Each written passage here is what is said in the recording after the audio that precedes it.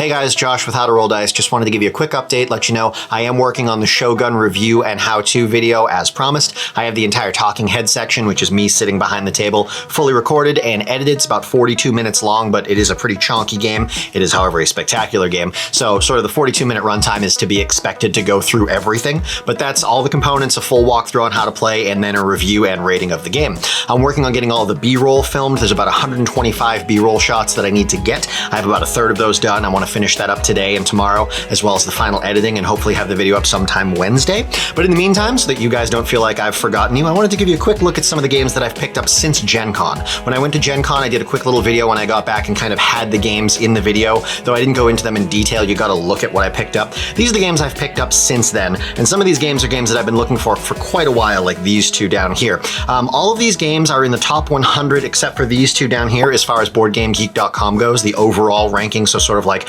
best games of all time. These are all in the top 100 except for these last two. These last two I picked up specifically because of pseudo recommendations from Shut Up and Sit Down. I'll touch on that in a second.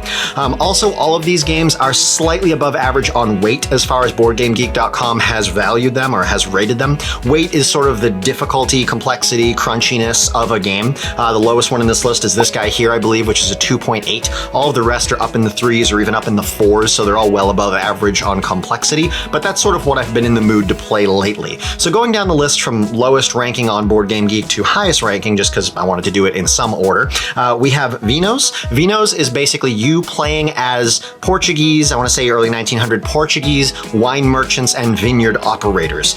So that's supposed to be a lot of fun. The reason I picked that up is because a while ago, Quince on Shut Up and Sit Down, which is a spectacular board game channel, if you don't know, on YouTube, probably the board game channel if you ask me. Quince had this on his shelf when he was doing like his top 160 games or something silly like that, and he has the deluxe edition, and he mentioned how much he liked it, and so since then I've wanted to pick it up, and now I have. The Red Cathedral is a game that Matt from Shut Up and Sit Down reviewed a while back, I want to say within the last year, and he really liked it, and he sort of mentioned that for such a small box, it packs quite a crunch and quite a punch. I didn't mean to rhyme that all Seussian, but ever since he did that review, I've wanted to pick up a copy of that, and I had. In the Red Cathedral, you are playing as architects and builders attempting to assemble and sort of piece together the infamous Red Cathedral in Russia. In Troyes, you play during the 400 years that it took to assemble or to build the Troyes Cathedral, and you're sort of working on managing the military and religious and sort of civil cultures of the time and building your power and your nobility within those systems. That's supposed to be a lot of fun. Mirage, I believe, was the highest rated game of 2019, though not necessarily like the highest ranked game of the year. I don't think it won Game of the Year that year, but it was rated pretty high in 2019. In this game, you are working to sort of be the best, or manage to be the best, builder and operator of hydroelectric plants in the 1920s following the First World War in sort of Northern Europe. I believe it takes place in the Alps. That's supposed to be a really complex worker management game, worker placement game.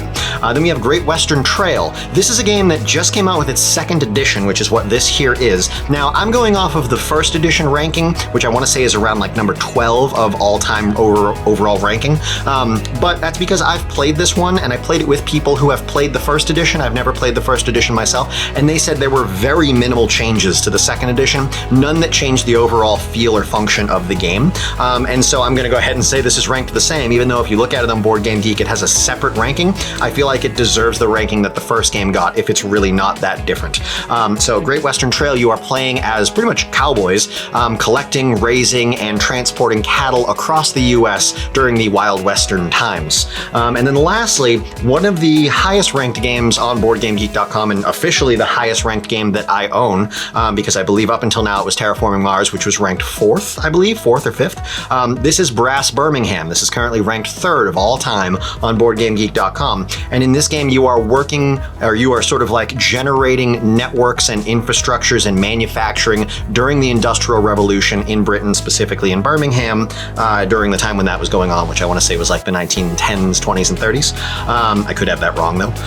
But yeah, so I wanted to pick these two specifically up for quite a while, and I've never been able to find them in person, like in a brick and mortar gaming store, and I prefer not to order stuff online because for me, that does two things. It takes away half of the fun of finding a game and picking up a game because you just ordered it and it came to your house, and that's like It gets rid of the hunt, which is part of the fun. And also, it doesn't support any local shops when you're just ordering from Amazon, and then all your local shops will eventually go out of business. So luckily, I found these in person, picked those up. Mirage, I picked up specifically because I went to one gaming store, thought I had found a copy of Mirage. It's actually my preferred gaming store to go to.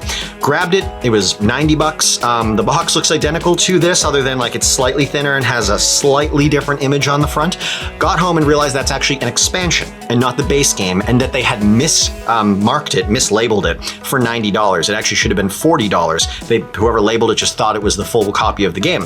And so I bought that, got home, went, oh damn, I don't want to return it because I hate to take my purchase back from that store, but they didn't have a copy of the full game. So I went to a different local gaming store, one that I don't necessarily prefer going to right now because of personal opinions about how they're dealing with the way the world is. We're not going to get into that. But they did have a full copy. And so I picked that up there, spent another $90. So I need to go back to that other store and get my money back for the expansion. But oddly now, for a game I've never played, I own a full expansion. So we'll see how that goes.